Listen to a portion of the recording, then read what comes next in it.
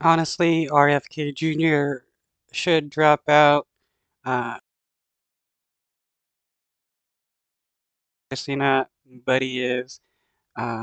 He's against like vaccines and stuff, has a bunch of really weird conspiratorial ideas about BS, and he thinks that the January 6th traitors were actually good people, so he definitely supports the right.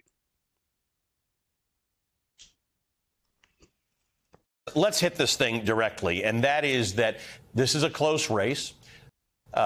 Robert Kennedy Jr. still in it and could be a spoiler. It's arguably, given his positions, he may take more votes from Donald Trump than Joe Biden.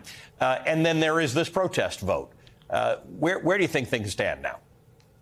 Look, Robert Kennedy Jr. has the same math and the same path to zero victory in the presidential election that No Labels had.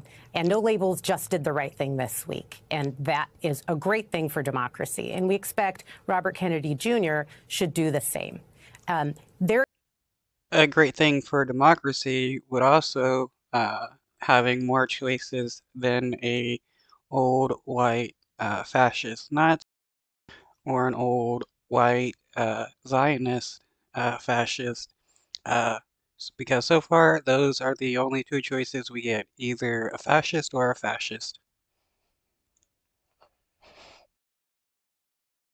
There is, as you said at the top of the last moment there, Allie, there is no pathway for a third-party presidential candidate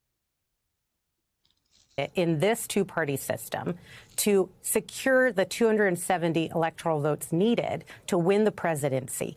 The only path. And that's another problem with our system. It's only a two-party system, so you don't really have any choices. When you're expected to vote for the lesser evil, you're still voting for evil, even if you claim it's the lesser. Pathway a third-party candidate has in the United States at the presidential level is to actually serve as a spoiler. And in 2024, we're incredibly worried that Robert Kennedy will actually swing the election to Donald Trump, and nobody in this country needs to have that ever again. All right, so there's a campaign. Well, nobody in the United States needs to have Biden as president again as well. We need an age limit on who can be president, because we also don't need like 100-year-old people with dementia running for president, because both of them seem like they're suffering from dementia. Effort on three fronts. There's moderates and conservatives and Republicans, maybe, who are frustrated with the idea of a Donald Trump or the attack on reproductive rights and other freedoms. There are Democrats who might not be in favor of some of Joe Biden's policies, or not enthused by him. And then there is this act On the left that don't support Biden because he's supporting genocide and Gaza, and there's a lot of people on the left. actual protest vote. How do you deal with that last one? In fact, I just want to put up on the screen just Michigan and Wisconsin, the number of votes. The Wisconsin vote in the last election, Joe Biden won by 20,000 votes.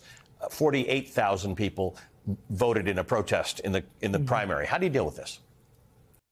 That means there's a lot of people that don't want Biden to be president. Look, the situation, or I should say the crisis that is happening in Gaza and between Israel is catastrophic. It is an atrocity, and it is completely understandable that folks are heading to the polls in the primary to vote uncommitted. And it has to stop. What's happening in Gaza must stop. And I'm heartened to see that there's a growing consensus in the Democratic caucus to really leverage all the power the United States has to stop this atrocity. Well, it's not going to stop as long as you have a Zionist as a president, because they're going to support the Israeli government no matter what they do. But money and arms to the Israeli government. Being said, at the same time, we as voters here in the United States have a choice to make this November. And there's only one of two people that will end up in the White House in 2025. And that's either Donald Trump or Joe Biden. And we all are very clear, or we should all be very clear, that Donald Trump in the White House would not make the situation in the Middle East any better. In fact, it could be 10 times worse under his leadership. So while And how is it going to get better under the leadership of Biden, the person who is actively funding and arming the Israeli government?